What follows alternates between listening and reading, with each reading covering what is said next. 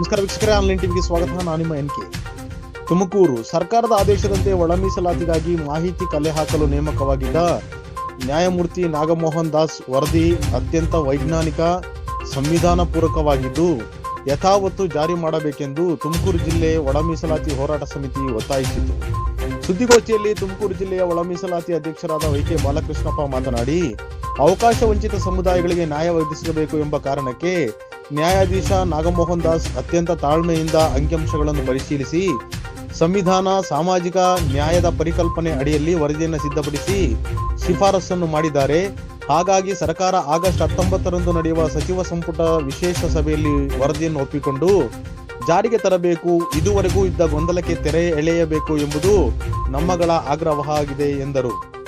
ಸುದ್ದಿಗೋಷ್ಠಿಯಲ್ಲಿ ಮುಖಂಡರಾದ Kenchamaraiah, Narasiyappa, Shivananjappa, Narasimhaiah, BH Gangadhar, ಕೋಟಾಶಂಕರ್, PN Ramaiah ಮತ್ತಿತರರು ಪಾಲ್ಗೊಂಡಿದ್ದರು. ವರದಿ ಆನ್ಲೈನ್ ಟಿವಿ. ನನ್ನ ಹೆಸರು ಡಾಕ್ಟರ್ ವೈಕೆ ಬಾಲಕೃಷ್ಣಪ್ಪ ಅಂತ. ಒಳ ಮೀಸಲಾತಿ ಹೋರಾಟ ಸಮಿತಿ ನಾವು ಕೆಲಸ ಮಾಡ್ತೇವೆ. ಕಳೆದ 30-35 ವರ್ಷದ ಏನು ಕರ್ನಾಟಕ ರಾಜ್ಯದ ಶೋಷಿತ ಸಮುದಾಯದ ಒಂದು ಬೇಡಿಕೆ ಇತ್ತು.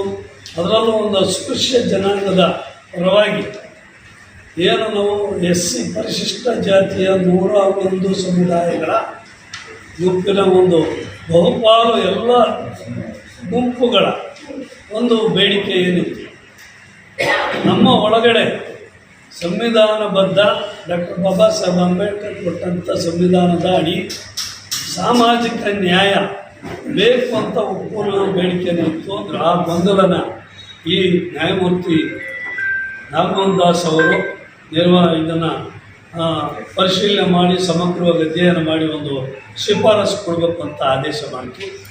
ಆದೇಶ ಮಾಡಿದ ಮೇಲೆ 60 ದಿನಕ್ಕಿಂತ ಹೆಚ್ಚು ಸಮೀಕ್ಷೆ ಮಾಡಿ, ಮನೆಗೆ ಸಮೀಕ್ಷೆ ಮಾಡಿ 3 ಹಂತದ್ದು ತಮಗೆಲ್ಲ ಗೊತ್ತಿದೆ.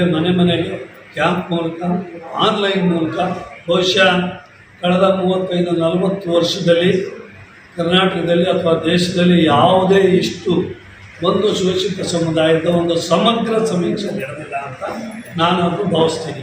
ಅದನ್ನು ನಾನು ಊರು ಕಸ ಗುಡಿಸಿದ್ದೀನಿ, ಚಾಕ್ರಿ ಮಾಡಿದ್ದೀನಿ.